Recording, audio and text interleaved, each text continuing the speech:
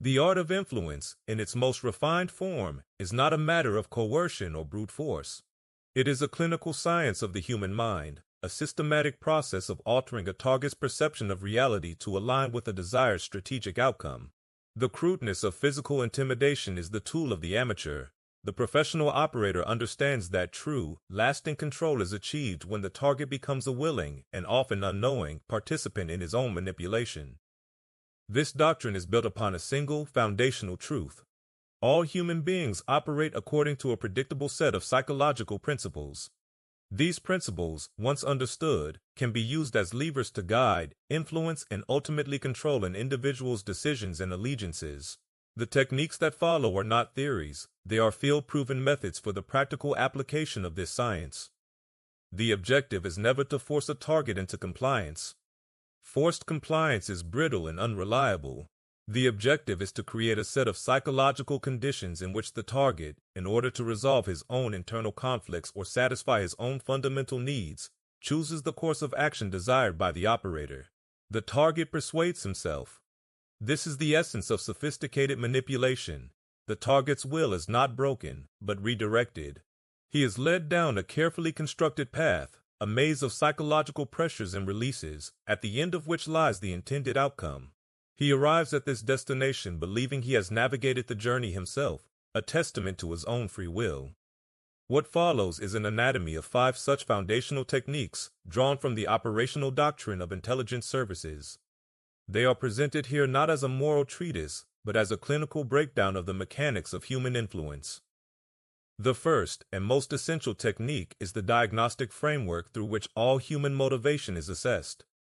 Before any attempt at influence can be made, the operator must understand the core driver of the target. This framework, known by the simple acronym MICE, categorises these drivers into 4 primary domains: money, ideology, coercion, and ego. Money is the motivation of the mercenary. This individual has a transactional worldview. Their loyalty, their secrets, and their cooperation are commodities to be bought and sold. They are often cynical, believing that every person has a price. The operator's task with this target is not one of persuasion, but of negotiation. Ideology is the motivation of the true believer. This individual is driven by a powerful commitment to a cause, a political doctrine, a religious belief, or a sense of nationalistic duty.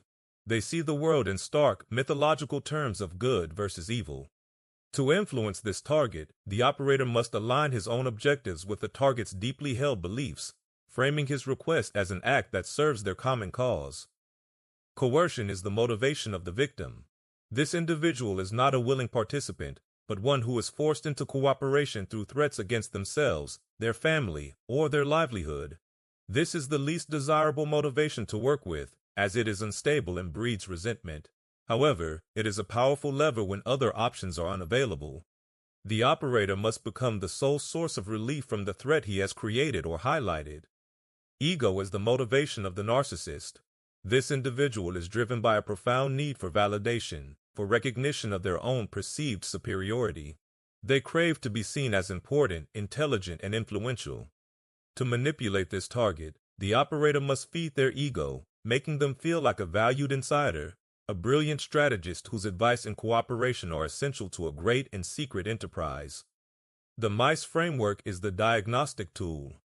It allows the operator to move beyond guesswork and to identify the primary psychological lever that will be most effective with a given target.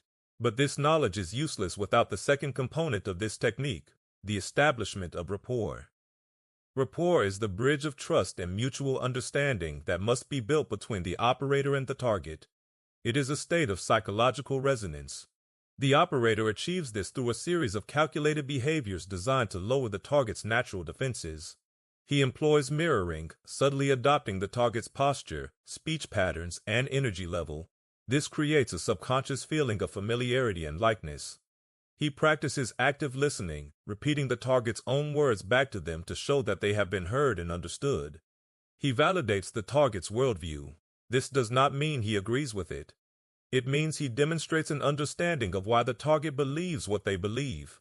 He acknowledges their grievances, their frustrations, and their ambitions without judgment. He makes the target feel seen and understood, perhaps for the first time in their life. This process of building rapport is a patient and deliberate one. It requires the operator to subordinate his own ego and to become a perfect mirror for the target. Once this bridge is built, the information gathered about the target's motivation can be effectively deployed. If the target is driven by money, the operator, having built rapport, can introduce the idea of financial reward not as a crude bribe, but as a mutually beneficial business arrangement. If the target is driven by ideology, the operator can present his objective as a necessary step in our shared struggle. If the target is driven by ego, the request for cooperation is framed as an invitation to join an elite secret council. The MICE framework combined with rapport is the foundational technique of all human intelligence operations. It is the science of understanding a person's inner world in order to effectively reshape their outer actions.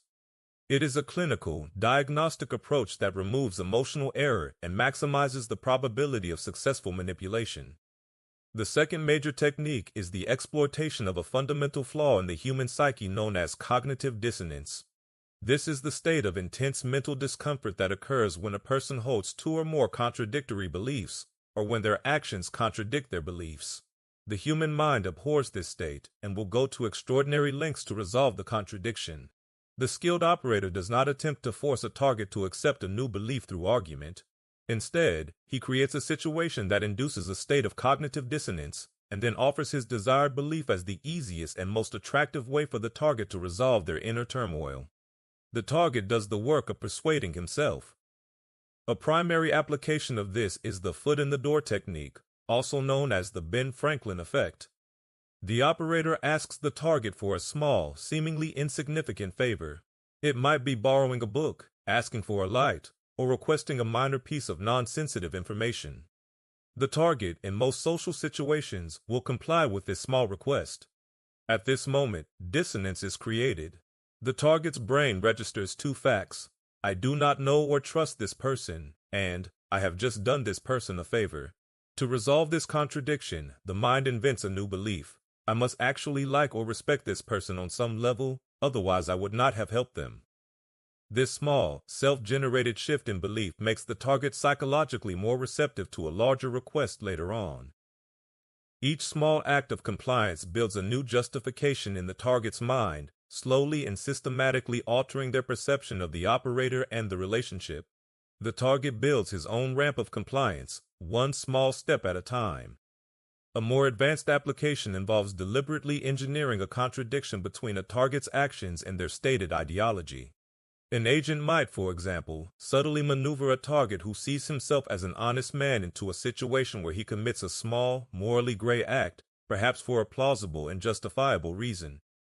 Once the act is committed, the target is in a state of dissonance. I am an honest man is now in direct conflict with, I have just done a dishonest thing. The operator can then offer a new, reframed worldview as a way to resolve this pain. Perhaps honesty is more complex than you thought.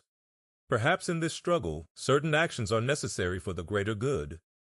The target, seeking relief from his inner conflict, is now highly receptive to this new rationalization.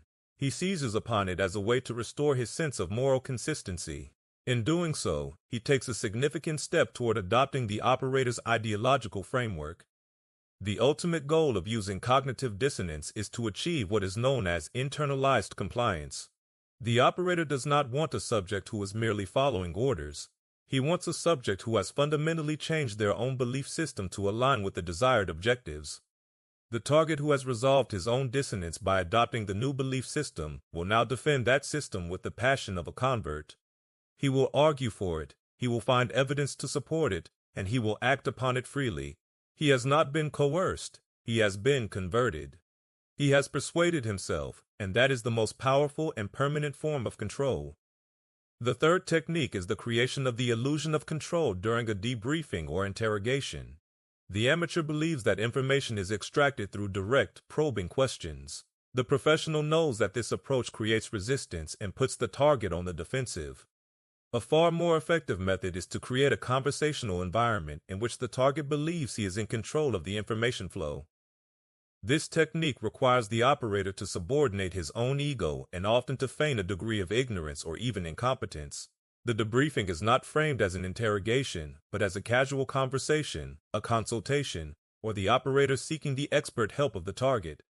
The operator avoids asking direct, closed-ended questions that can be answered with a yes or no. Instead, he uses open-ended prompts. Help me understand the situation with. That's a fascinating problem. How would one even begin to approach that? Or, the official report on this seems confusing. What really happened? These prompts invite the target to become the teacher, the expert, the one in the position of power. This appeals to the target's ego and lowers their defenses. They are not being interrogated, they are being consulted. They are not giving up information, they are bestowing their wisdom. A key tool within this technique is the strategic and patient use of silence. After a target answers a prompt, the operator does not immediately jump in with another question. He remains silent, maintaining eye contact, with a look of thoughtful consideration. The human mind abhors a vacuum. This silence creates a social and psychological pressure. The target, feeling this pressure, will almost invariably feel compelled to fill the silence by elaborating on their previous answer, often revealing details and connections they had no intention of disclosing. The operator gains more information by saying nothing than he ever could by asking questions. The entire environment is designed to be non-confrontational.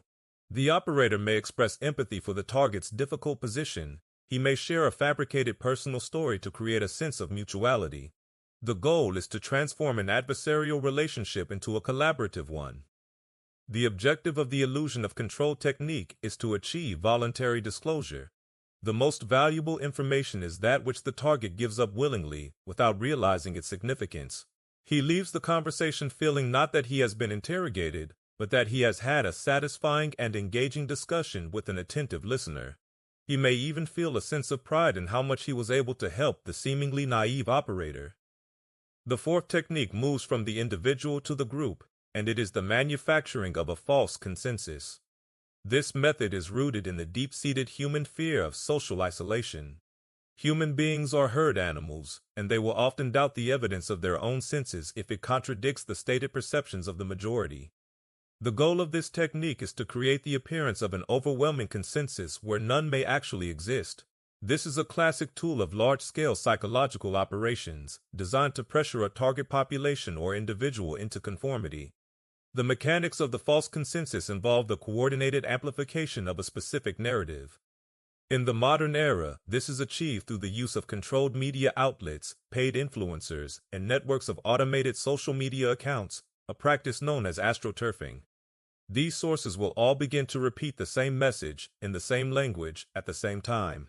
The target is then bombarded with this message from what appear to be multiple independent sources. They see it on the news, they see it from their favorite online personalities, they see it being discussed by their peers. The illusion of a vast, spontaneous, and organic consensus is created. The target's own dissenting opinion, which he may have held with great confidence, now suddenly feels isolated, strange, and possibly wrong. He begins to question his own judgment. He thinks, if everyone else believes this, there must be something wrong with me. Am I the only one who doesn't see it? The psychological pressure to conform becomes immense. The fear of being cast out of the herd, of being labeled as an eccentric or a heretic, is a powerful motivator. The target is not being forced to change his mind by law, he is being psychologically herded into changing it himself. This is a form of manipulation that is both powerful and deniable. The system can claim that it is merely reflecting the will of the people, when in fact, it has manufactured that will from whole cloth. The target conforms not to a dictate, but to a carefully constructed illusion of social proof. The fifth and final technique is a form of organizational manipulation derived from the doctrine of simple sabotage. While its original application was in disrupting an enemy's war effort, its psychological principles can be applied to any group or organization to sow discord, create paralysis, and destroy morale from within. This is the art of weaponizing frustration. The technique involves the introduction of subtle, obstructive, and irrational behaviors into a system, always under the guise of reasonableness and due process. The agent does not act like a saboteur. He acts like an overly pedantic and unhelpful bureaucrat. The specific tactics are simple. He will insist that everything must be done through proper channels. He will bring up irrelevant issues in meetings, derailing the conversation. He will haggle over the precise wording of communications. He will refer all possible matters to committees for further study and consideration. He will misunderstand instructions, demanding they be repeated multiple times. He will order high-quality materials for non-essential jobs and low-quality materials for critical ones. He will be as uncooperative as possible, while always maintaining an air of sincere, reasonable, and procedure-following diligence. The psychological effect on the target group is corrosive and devastating.